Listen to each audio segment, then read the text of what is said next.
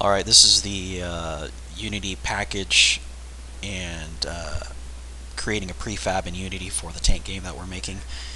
This is going to help me a lot as we assemble the level together. It's going to make the process a lot faster, and I need help on doing this just because it's kind of time consuming for each individual asset. Some of the assets are already set up, but some of the assets need to be tuned and tweaked so we can have a setup like I'm going to show you right here.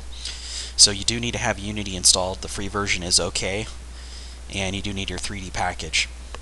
I'm going to show you the end result of what we want and what we don't want, and I'll show you the process of setting up this building right here to put it inside as a Unity package where it's scaled properly and stuff like that. So the first thing I'm going to show you what we do want. We want an asset that shows up inside the preview with textures. Right now there's no texture showing because I imported this model myself. I brought the model in before I brought the textures. So in Unity, you want to import textures first.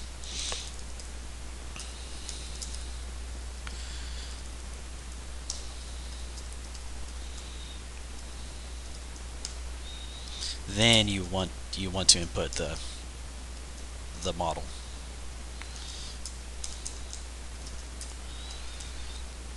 Now there's two ways of doing that. One way is you can actually go directly to in the path where the textures are located. In this case, our textures are located, and this is the fastest method if you have multiple textures. If you go to the Unity project directory, you can create any project you want, a brand new project or an empty project. And we want to create a folder inside our assets that starts with an underscore models and an underscore textures. And then we also want a materials directory.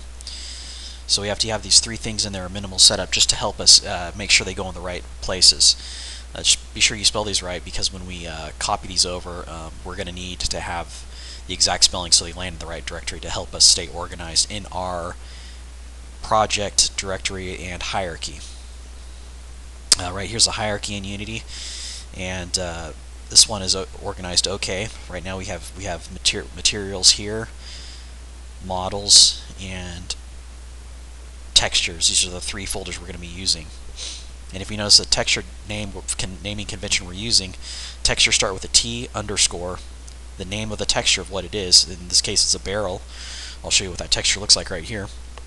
This is a rusty barrel we have, and the size of it is 256 megabytes. We need to keep track of this just to optimize the performance.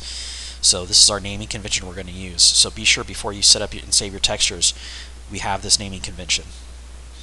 So you want to have the naming convention set up just as we specified.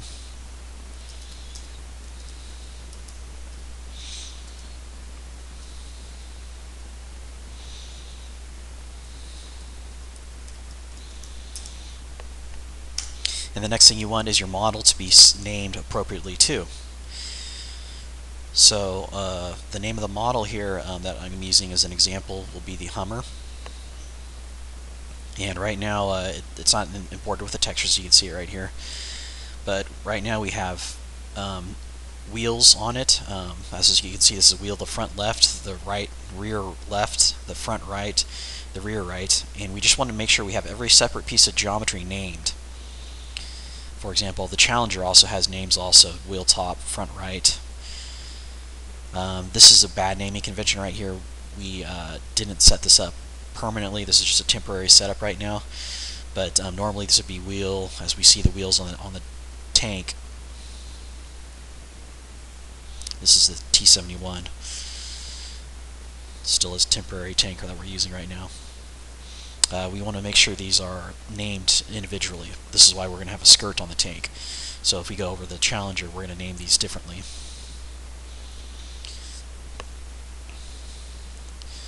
We're going to make sure we have the right names on these things. As we select them, it'll say wheel front left, or just make sure you name the geometry so you know which one it is. But the tank is not important right now. The most important is our buildings and environmental models, like this building we have right here. This is a building that's been set up. We want to have a little bit of a leeway on the bottom so we could just apply the geometry into the geometry in case we have a hill or something like that. And in my case, I like a little bit of a chamfer on the corners, especially if it's a stone building, just to take a little bit of the edge off. Right now we're running around 183 polys, which is okay. And the most important thing about the geometry, other than the unwrap, is also the setup for the pivot points. So if we go to our geometry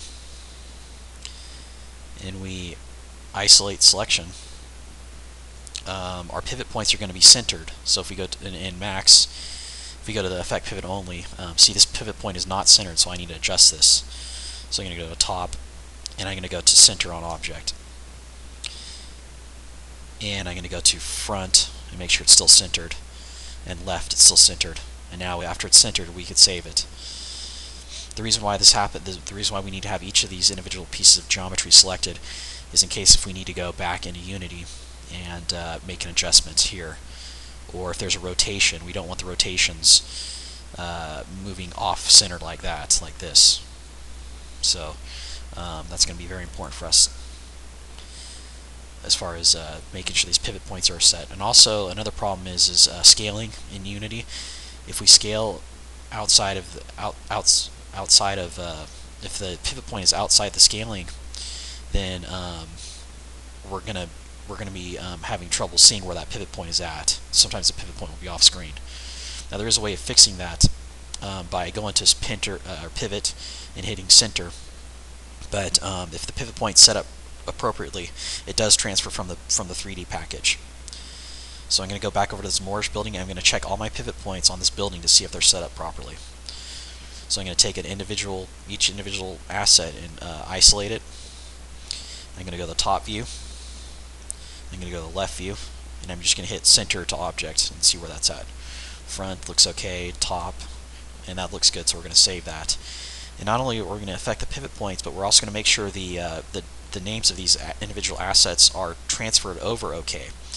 Like on this part of the building right here, we have a turn this off, just make it look a little better.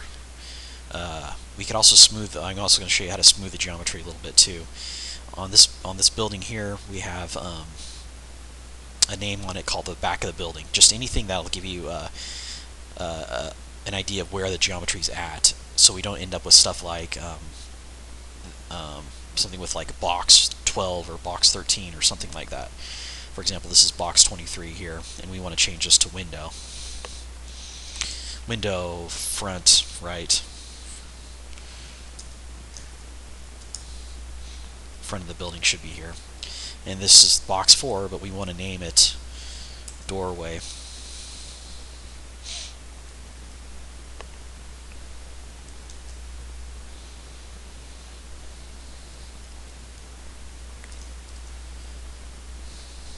Camel case is always nice too, using the different capital letters to separate them.